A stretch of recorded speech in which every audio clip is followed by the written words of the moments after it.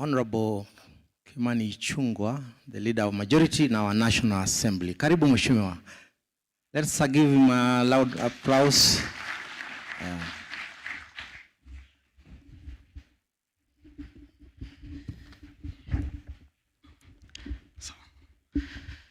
Your Excellency, the Deputy President, all protocols observed. Your Excellency, let me begin by thanking you for organizing this forum for all of us to come together to look for solutions.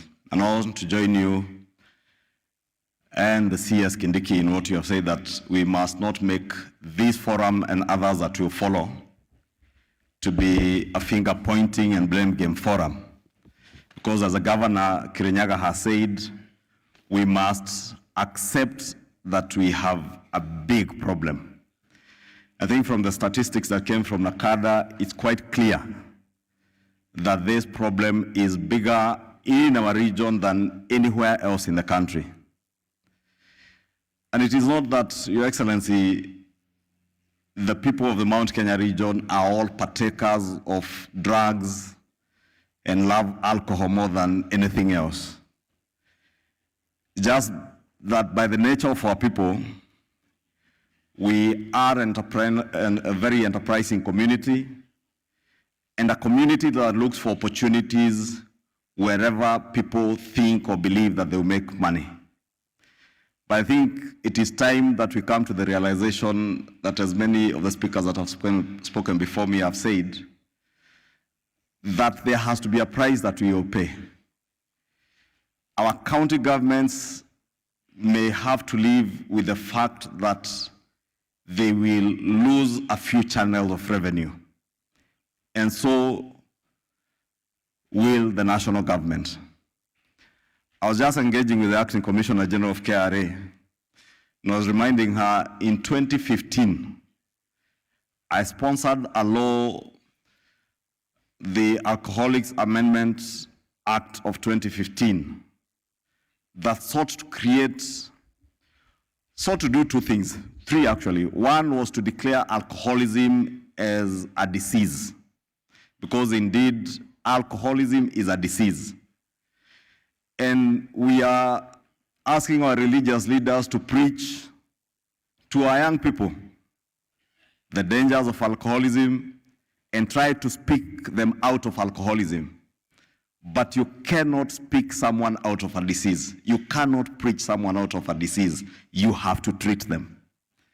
And therefore, I want to agree with the speaker who spoke from Nakada that we must work together with our county governments to ensure that we establish rehabilitation centers as treatment centers in all our counties in this region to treat those of us who are sick from the disease of alcoholism.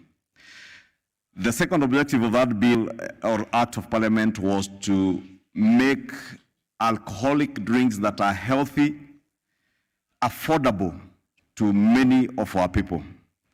And we created a provision within our laws, the Excise Duty Act, to give 90% excise duty remission to beers that were produced from sorghum and millet. And the Honorable CS, who was then the senator for Tharaka Nithi, I engaged him because many of his farmers had suffered because they could not market the sorghum and millet that they were growing, especially the sorghum that they grow in Tharaka Nithi and parts of Kikuyu County and parts of Kericho, not Kirinyaga. But then successively, Your Excellency, our own government, between 2016 and 2021, in every finance bill we have targeted excise duty, the same excise duty on that beer. It's now, I think, at a 50% remission. And looking at data from beer manufacturers and even from KRA, they will tell you, successively, national government revenues from excise duty on alcohol has been going down. The uptake of second and third generation alcoholic drinks has also been going up. Therefore, there is some correlation between higher taxes on parts of the alcoholic drinks that are being sold and the uptake of illicit drinks. And therefore, there are hard decisions that we must make. And that we will not do with just KRA, we will not do by pointing fingers at our administrators and our police, who will in turn, as I was saying in the holding room, Your Excellency, the police will point fingers at the judiciary will point fingers at the county governments, and for those of us who are members of parliament and MCAs, we will point fingers at everybody. But that does not give us a solution. And therefore, I want to pray, Your Excellency, that these forums will come up with tangible and long-term solutions to the problem that bedevils not just our region, but our country. Your Excellency, I just want to conclude by saying, from the National Assembly and Parliament, we shall do and endeavor to do whatever it will take. If there are laws that we need to change, it will not take us more than 3 weeks to do public participation and push those bills or amendments that we need to do.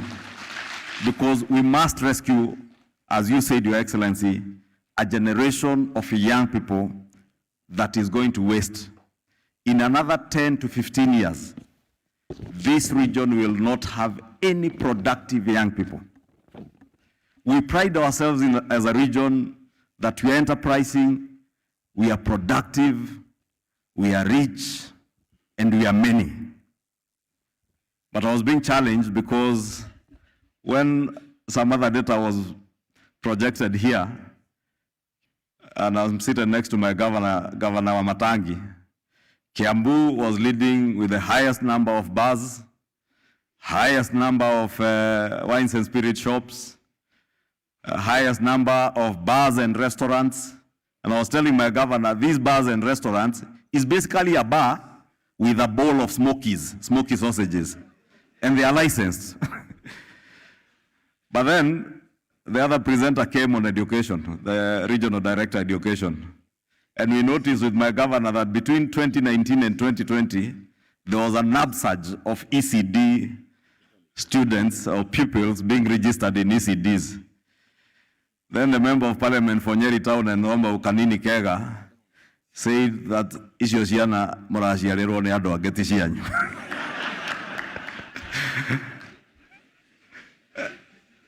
But I want to confirm, Your Excellency, that those children registered in ECD centers in Kiambu are our children. We are siring those children. It is not outsiders who are siring those children for us. And we want to continue siring these children, Your Excellency. And therefore, I am saying that because Kiambu, we must look at Kiambu in a very special way, because we have many challenges. Ruaka in Kiamba constituency, Your Excellency, and you were there when you were campaigning in Ruaka about a year and a half ago. Ruaka today is worse than Mombasa City was years ago in terms of hard drugs. All manner of nationalities from Western Africa now reside in Ruaka, vending drugs and using very innocent young people and mothers carrying babies on their backs, carrying diaper bags and vending drugs, hard drugs. But the interesting thing, Your Excellency, I had a forum like this 3 weeks ago in Dogoto, at Dogoto Teachers College, and we were being told there is a lady who is known who moves with drugs from Kawangware to Dogoto with a baby strapped on her back and a diaper carrying bag that carries bags. But residents know the lady. The police, of course, know the lady. The chief, definitely, if the population, the people know, the chief must also know. But she's untouchable. That is a story in every village in our region, Your Excellency. And that's why I'm saying, let us not point fingers at the police, let us not point fingers at our administrators, let us not point fingers at our governors, let us point fingers to ourselves, all of us collectively, and say that we have failed. But it is time to now act. I was saying Kiambu, because of our proximity to Nairobi, we are a special case. and you must look at us as a special case. We are more endangered in this region more than any other county in the region, Your Excellency, and we will plead that whatever you do from our county commissioner, let us put a lot of effort in Kiambu. With those very many remarks, Your Excellency, rest assured that whatever we have to do as members of parliament, both in the National Assembly and in the Senate, we shall do to make sure that we have legislative proposals and interventions that will help to cure our nation from this cancer of alcohol, drugs, and substance abuse. With those many remarks, asanteni sana na Mungu awabariki.